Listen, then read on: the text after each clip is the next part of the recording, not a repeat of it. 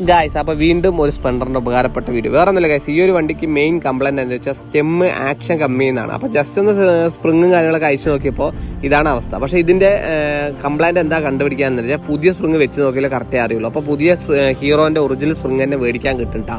അപ്പോൾ ആരെങ്കിലും സ്റ്റെമ്മിൽ ഇങ്ങനെ ആക്ഷൻ കമ്മിയുള്ള മച്ചാന്മാരുണ്ടെങ്കിൽ ജസ്റ്റ് ഒന്ന് അവർക്ക് വീഡിയോ ഒന്ന് ഷെയർ ചെയ്ത് കൊടുക്കുക. അതാണ്ട 95 രൂപയുള്ളൂ ഹീറോന്റെ ഒറിജിനൽ സാധനം. സ്ഥിരം ഇടുക വെച്ചാൽ ഒറിജിനൽ തന്നെ ഇടുക, വേറെ ഒന്നും ഇടാൻ നോക്കണ്ട. മെയിനായിട്ട് ഒറിജിനൽ ഇട്ടാൽ പേടിക്കാനേ ഇല്ല.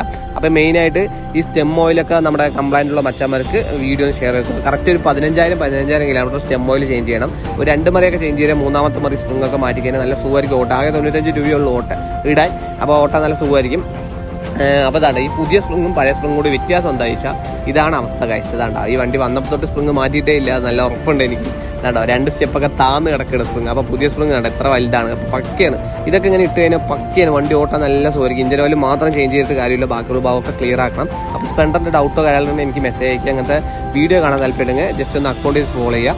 എന്തെങ്കിലും ഡൗട്ടോ കാര്യങ്ങൾ മെസ്സേജ് അയക്കുക. മെസ്സേജ് അയക്കുമ്പോൾ ഫോളോ ചെയ്തിട്ട് മെസ്സേജ് അയക്കുക. പിന്നെ മെസ്സേജ് അയക്കാൻ കുറച്ച് ഞാൻ റിട്ടേൺ മറുപടി തരാൻ വൈകിയാലും ഞാൻ മറുപടി തരും. അപ്പോൾ എന്തായാലും വെയിറ്റ് ചെയ്യുക. ഓക്കെ, അടുത്ത വീഡിയോ സ്പ്ലെൻഡറിൽ കാണാം.